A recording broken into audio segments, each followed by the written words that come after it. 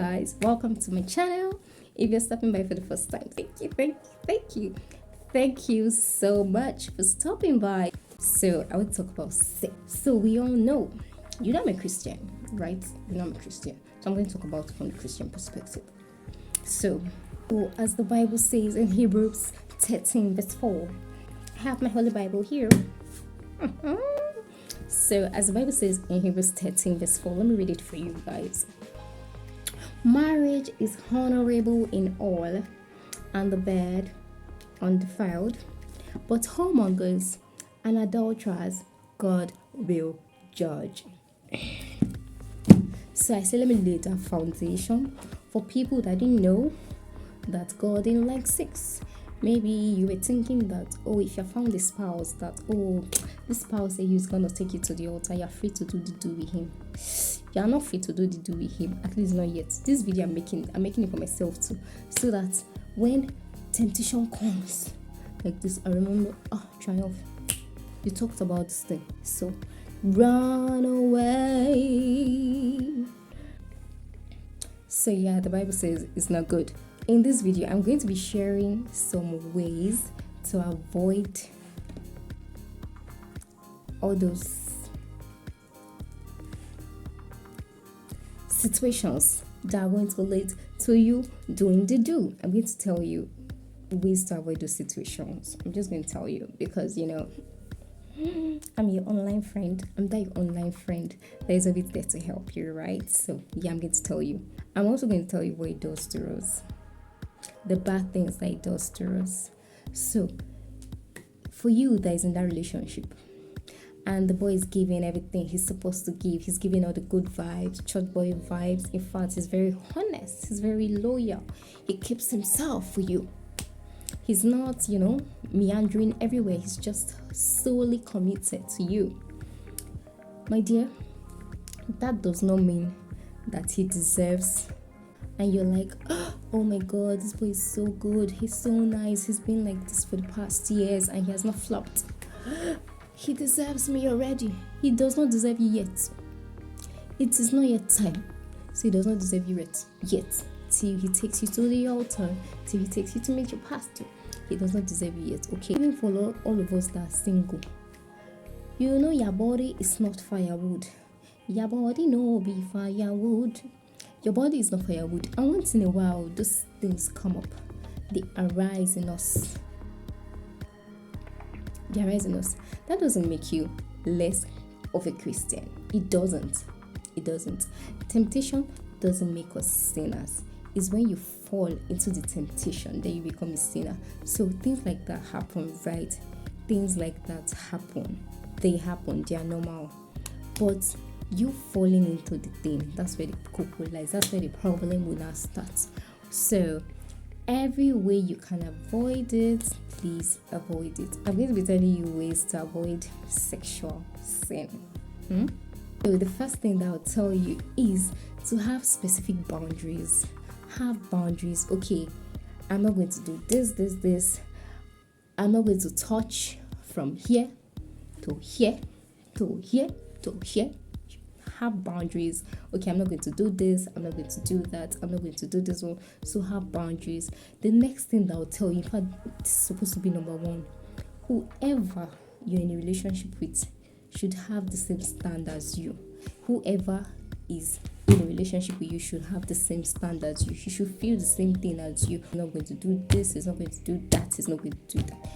He should not be doing whatever he's doing because of you. He should have the same standards as you. Because if you get to situations where you feel okay at that moment, you're vulnerable, he's going to take advantage of you. Trust me. So he's going to take advantage of you. So please have someone that has the same standards as you. Okay. The next thing that I'll tell you is to depend on God. Depend on God, not yourself. Because if you're like, don't worry, I'm strong, you're forming strong. Him too, he's forming strong, everybody's forming strong. You will do strong, so you'll be strong and fall inside the bed. So please, don't be like, you're strong. Depend on God, because it's only God that can help you through this thing. It's only God that can help you. Trust me, it's only Him that can help you. Because there'll be situations where he choke, he go hard. In fact, don't even put yourself in situations like that, because sometimes they are very, it's when you have finished everything, you'll not be like, why, and you don't want that. I'm very sure you don't want that. You don't want it. So please avoid situations like that, okay? Depend on God and avoid tempting situations. Don't say you want to joke yourself and go and visit man. Visit man to do what? You want to go and cook for him? You want to go and wash his clothes? What on earth do you want to go and do with him? If you are visiting any man, visit in the public, because even though the devil want to mess you up, he's not going to mess you up in the public. He'll not tell you to come on your underwear in the public. He's not going to tell you that. So whatever you're doing, do it in the public. Okay, avoid tempting situation. Only you and him. If you're someone reading book. Oh my goodness, it's gonna shock you at the end of the day. So please avoid tempting situations. Okay, the next thing that I'll tell you is to be accountable to someone. Even though you're in a relationship, have like an elder or a friend that you can keep talking about your relationship, so you can keep giving feedbacks of certain things that are happening or going on in the relationship. Oh, this happened, this happened. So have someone you're accountable to, someone you can tell about your relationships. You're going to see him, you tell this person, oh, I'm going to see him. Oh, the person can call you while you're there, the person can check up on you. So have someone you're accountable to, even though the person doesn't even check up on you while you're there. When you get home, you have someone that you can tell or narrate most of your experiences that has happened. Someone that is older than you, obviously. Not, don't go and be telling your pally, oh, if you see what happened today. Nope. Have someone like a mentor that is older than you that you can tell, okay, this. To avoid saying stories with broken leg, just have someone you can tell, because I know obviously if you have to give feedback to someone, you're not going to mess up, because you want to give that kind of feedback. I'm sure you don't. Do you? I'm sure you don't. So let me come and tell you disadvantages of having sex. When you have sex, trust me, your eyes will be closed. All the red flags that are in that relationship that you should be seeing, you're not going to see them at all, because you've started doing things with this person. You're not going to see them at all. You would not. So please avoid everything that is going to blind you from seeing things that you should be looking out for or watching out for in your relationship. Okay, avoid things that are going to blind you from seeing those things. Okay, the next thing is that you're supposed to be building spiritual intimacy. You're supposed to be building emotional intimacy. You're supposed to be learning how to have fun and enjoy yourself even without having sex, right? But instead of doing all of that, you keep using sex as the only thing you're doing.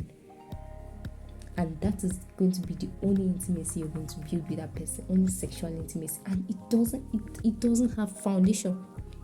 That kind of foundation is very faulty. Just laying your foundation on sexual intimacy, it doesn't have a strong foundation. The only strong foundation that you should have with someone you want to get married to is like a spiritual intimacy, right?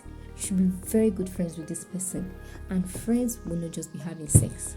So as friends will not just be having sex, your relationship with the person should not just be all about sex.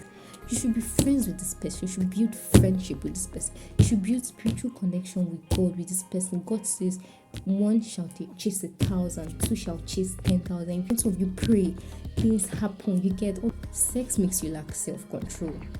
Really, it makes you lack self-control. In your mind, you're like, oh my God, he can't do without me. He can't stay without me. He can't do this without me. He can't die without me. He can't just free himself from touching my body.